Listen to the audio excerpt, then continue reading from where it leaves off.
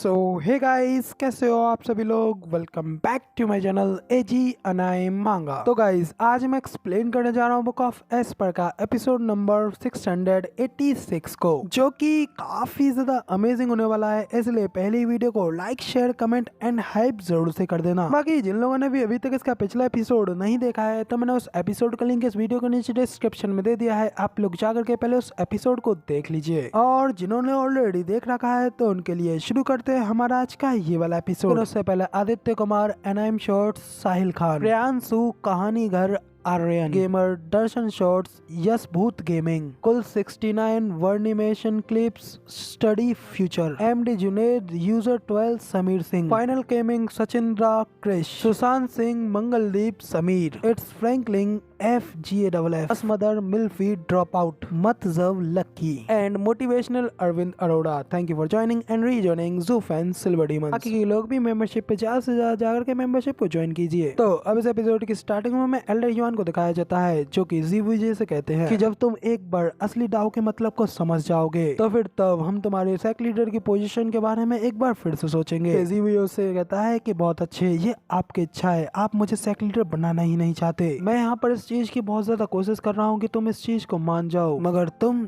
तो यहाँ पर इस चीज की मान के ही नहीं देते। इतना कहने के साथ ही वो ये बड़ी तेजी से एल्डर युआन के ऊपर झपट्टा मारता है और उनके ऊपर हमला करते हुए कहता है कि तुमने मुझे पहले त्याग दिया। तो कहते ही वो ये एल्डर युआन के ऊपर पीछे से हमला कर देता है। एल्डर युआन उसके हमले को वक्त रहते सेंस कर लेता है और नीचे झुक करके उसे डॉच करते हुए थोड़ा पीछे होते हुए एक पावरफुल स्टैंस लेते हैं और उल्टा जीवूजे में ही अपनी एक जबरदस्त कौनी जोड़ देते हैं, जिसे खाते ही जीवूजे की तो आंख मुंह दोनों के दोनों खुले रह जाते हैं। और एल्डर युआन का वो हमला इतना ज्यादा जबरदस्त होता है कि वो ये वहां से उड़ता हुआ काफी ज्यादा दूर जा करके गिरता है। सिर्फ एल्डर युआन के एक पंच के साथ ही वो इतना ज्यादा घायल हो जाता है, अपने मुंह से खून खासने लगता है। उसके बाद एल्डर युआन उसके ऊपर चिल्लाते हुए कहते हैं कि वो ये अब तुम्हारा ये बहुत ज्यादा हो गया, तुम पागल हो गए हो, मैं तुम्हारा मास्टर हूँ और तुमने अपने मास्टर के ऊपर हाथ उठाने की हिम्मत कैसे की। तो अब इधर वो ये भी एल्डर युआन की कौनी खाने के बाद वहाँ पे कोने में पड़ा कांपता हुआ उनसे कहता है कि मास्टर, आपने यहाँ पर मुझे मेरे सेक लीडर की पोजीशन से उतार फेंका, लेकिन फिर भी तुम यहाँ पर मुझे अपना मास्टर बोलने की हिम्मत कर रहे हो। तो अब इधर वूयो की आंखों में अपने लिए इतनी ज्यादा नफरत को देख करके तो एल्डर युआन भी काफी ज्यादा शॉक हो गए होते हैं। उन्हें समझ में नहीं आ रहा होता है कि आखिर उनका फर्स्ट डिसाइपल उनसे इतनी ज्यादा नफरत कैसे करने लगा। अंदर इसी के साथ में हमें उनकी साइड पर एक ग्रीन कलर का ऑर्ब दिखाई देता है। इनके अंदर से काफी ज्यादा खतरनाक पावर्स भी अनलीज हो रही होती हैं। ग्रीन ऑर्ब्स की पावर को देख वूयो भी उनसे कहता है कि ओ इंपीयरमेंट्स 5, तो फिर आखिरकार फाइनली तुम भी यहाँ पे बाहर निकल ही आए। वाकई में तुम तो यार यहाँ पे एकदम बेकार बॉडीगार्ड्स हो, जो कि इतनी ज्यादा देर बाद अपने आप को अपेयर करते हो। और क्या होता अगर मैंने तुम्हारे आने से पहले हाई वेनेबल को चोट पहुंचा दी होती। तो वूयो के इस बात पर इंपीयरमेंट्स 5 भी उससे कहते हैं कि इस सेक्ट में ऐसा कोई भी नहीं है जो कि पावर के मामले में हाई वेनेबल को सरपास कर पाए, इसलिए तुम चाह करके भी उन्हें चोट नहीं पहुंचा सकते और हमारी ड्यूटी तो खाली घात लगा करके हमला करने वाले को रोकना और हाई वेनेबल के कल्टीवेशन के टाइम पे डिस्टर्ब करने वालों को रोकने की है। क्योंकि यहाँ पर तुम दोनों लोग मास्टर और डिसाइपल हो, इसलिए हम लोग तुम्हारे बीच में बिल्कुल नहीं इंटरफेयर कर सकते। सेक लीडर जी, तुम्हें ये समझ नहीं होगा कि हाई वेनेबल ने कभी भी तुम्हारे साथ में दुर्व्यवहार नहीं किया है और उन्होंने सेक लीडर की पोजीशन के मैटर को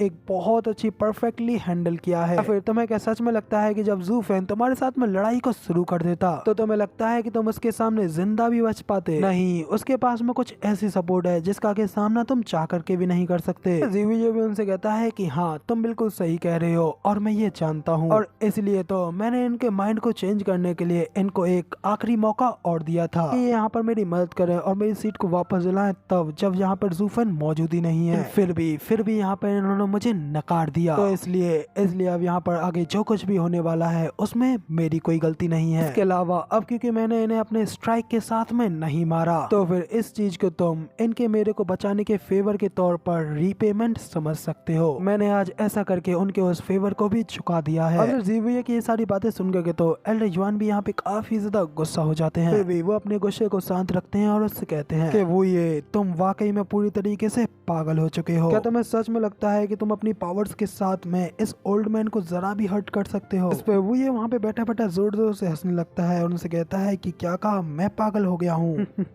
युनजुआंग, ये मत सोचना कि तुम इस डीमन स्कैमिंग सेक्ट में सबसे ज्यादा स्ट्रॉन्गेस्ट हो, जैसे कि यहाँ पर कोई चाह करके भी टच नहीं कर सकता। और मेरा यकीन करो, अगर मैं चाहता तो उस समय तुम्हें वाकई में खत्म कर सकता था, लेकिन मैंने हमारे पुराने रिश्तों को ना तोड़ने की वजह से ऐसा नहीं किया। इसलिए अब हम दोनों के ऊपर ही एक दूसरे का कोई भी एहसान नहीं रह गया। और अगर तुम्हें मेरी इस बात के ऊपर अभी भी यकीन नहीं है तो तुम ये अपनी आंखों से खुद देख सकते हो। ना कहते हो वो ये अपनी स्टोरेज रिंग को आगे करता है जो कि गोल्डन कलर में चमकने लगती है। साथ ही उस स्टोरेज रिंग के अंदर से एक गोल्डन कलर की परछाई बाहर निकलती है। वहाँ से बाहर निकलते ही अपनी लेजर बीम के साथ में उन लोगों के ऊपर एक खतरनाक अटैक करती है। सीधा इम्पेयरमेंट 5 के उस ग्रीन कलर के ऑर्ब में जाकर के लगता है और उसके हमला होते ही वहाँ पे उन दोनों की पावर्स के टकराने की वजह से एक जबरदस्त धमाका होता है। इतना ज्यादा खतरनाक होता है कि वहाँ पे चारों ओर धुआं धुआं फैल जाता है। वैसे एल्डर जॉन को भी अपनी आंखें बंद करनी पड़ जाती हैं। जब वो अपनी आंखें खोल करके सामने की ओर देखते हैं तो वो काफी ज्यादा शॉक हो गए होते हैं कि उनके सामने खड़े उस नए बंदे ने अपने एक ही अटैक के साथ में 5 इम्पेयरमेंट 5 को वहाँ पे जख्मी कर दिया होता है। वहाँ पे जोर जोर से हंसते हुए इम्पेयरमेंट 5 से कहता है कि डीमन स्कैमिंग सेक्ट के इम्पेयरमेंट 5 तुम वाकई में कुछ तो हो। इवन की मैं यहाँ पर एक सोल हार्मोनी स्टेज का एक्सपर्ट होते हुए भी अपने हमले के साथ में तुम्हारे सिर्फ और सिर्फ डोमेन को ही तोड़ पाया, जबकि अगर कोई और होता तो अब तक उसकी बॉडी भी नहीं मिलती, जबकि तुम लोग तो अभी भी यहाँ पर जिंदा खड़े हो। वाकई में ये काफी ज्यादा रिमार्केबल है। जबकि उस बंदे को वहाँ पे अपने सेक्ट के अंदर देख एल्डर जॉन तो काफी ज्यादा शॉक हो गए होते हैं। हैरान होते हुए कहते हैं कि हेवन थ्रिलिंग सेक्ट का सेक्ट लीडर रेन सियाओयुन भी हंसते हुए कहता है कि हाँ मैं ही हूँ वो। सेक्ट लीडर रेन सियाओयुन जीवुये से भी कहते हैं वाकई में स्टोरेज रिंग के अंदर छुप करके घात लगा करके हमला करना ये वाकई में काफी ज्यादा स्मार्ट मूव है। लीडर जी आखिर आपके दिमाग में ये विचार कहाँ से आया? तो जीवुये ये कहता है कि मैंने ये मूव सिर्फ एक बेशरम विद्रोही से सीखा है, लेकिन मुझे नहीं लगा था कि इस चीज के साथ भी मैं यहाँ पर आपको हाई वेनरेबल के इतने ज्यादा करीब ला पाऊंगा। फिर जीवुये एल्डर जॉन को घूरते हुए कहता है कि तो हाई वेनरेबल अब बताइए कि आपको अब भी मेरे ऊपर विश्वास नहीं है? पहले तुम्हारे ऊपर मेरी बजाय रिंग के अंदर मौजूद सेक्ट लीडर रेन ने हमला किया होता तो तुम्हें क्या लगता है कि क्या तुम उस हमले से बच भी पाते? अब तक तो तुम यहाँ पर मुझे उपदेश देने के बजाय यहाँ पे मारे जा चुके होते। इसीलिए तो मैंने तुमसे कहा कि तुम्हारा डिसाइपल होने के नाते मैं एक बार तुम्हारे ऊपर इजी आ चुका हूँ और तुम्हें यहाँ पर अपनी ओर से एक बचने का मौका दे चुका हूँ। तब दर्जी के इस बात से तो हाई वेनरेबल काफी ज्यादा गुस्सा हो जाते हैं। इससे में अपने दांत पीसते हुए कहते हैं कि क्यों, आखिर तुमने ऐसा क्यों किया? और फिर वो सेक्ट लीडर रेन से भी पूछते हैं और हेवन थ्रिलिंग सेक्ट के सेक्ट लीडर हमारे एम्पायर के 3D गार्डन सेक्ट के हेड होने के नाते अगर तुम भी इस एक हटी डिसाइपल की साइड क्यों ले रहे हो और मेरे सेक्ट के अंदर घुसपैठ करके ये गंदा काम कैसे कर सकते हो? वेनरेबल की बात सुनकर सेक्ट लीडर रेन भी उससे कहते हैं कि ओ नहीं नहीं हाई वेनरेबल, आपको कुछ मिसअंडरस्टैंडिंग हो रही है। आपका ये हटी डिसाइपल तो एक ग्रेट सेक्ट लीडर है और मैंने तो यहाँ पर सिर्फ एक सेक्ट लीडर के इनविटेशन को एक्सेप्ट किया है ताकि मैं यहाँ पे आकर के उनके सेक्ट में मचे केओस को सॉल्व करवाने में मदद करवा सकूं। सेक्ट लीडर की ये बात सुनने के बाद में तो हाई वेनरेबल भी हैरान होते हैं। उससे कहते हैं कि केओस, मगर किस तरीके का केओस? फिर उससे कहते हैं कि ओ तो अब मैं ये सोच रहा था कि आखिर हेवन थ्रिलिंग सेक्ट का sect leader demon scamming sect में बचे अफेयर्स के मैटर्स के बीच में आखिर अपनी टांग अड़ाने की हिम्मत कैसे कर सकता है? लेकिन हेवन थ्रिलिंग सेक्ट और तुम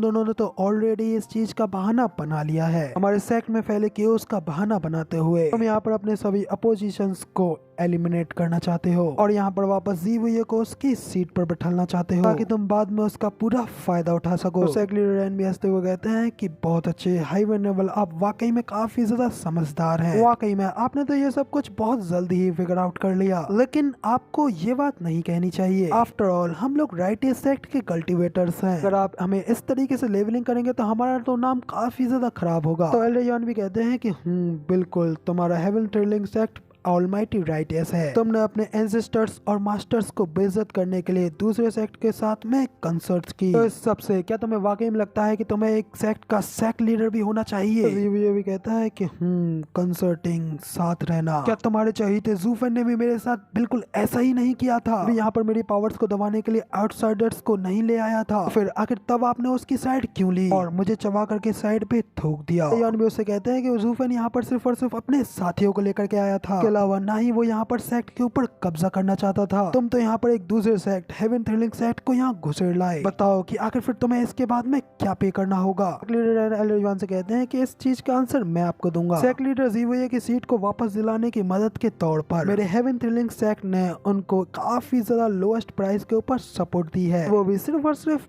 5000 सीक्रेट स्टोन्स के लिए कि मिस्टिकल हेवन सेट को उनमें से कुछ भी नहीं चाहिए कि उन्हें बदला लेने का मौका मिल रहा है। वो इस चीज से ही काफी ज्यादा खुश है। यहाँ पर अपने सेट को तबाह करने में मदद करने वाले हर एक इंसान को मार देना चाहते हैं। इस पे दवाई इधर एल्डर जॉन भी काफी ज्यादा शॉक हो जाते हैं और इस बात से हैरान होते हुए कांपते हुए कहते हैं कि क्या कहा तुमने। बाद में बताया जाता है कि अब दोनों ही सेक्ट एक साथ डीमन स्कैमिंग सेक्ट के ऊपर हमला करने जा रहे हैं। डीमन स्कैमिंग सेक्ट एक बहुत बड़े क्राइसिस को फेस करने जा रहा है।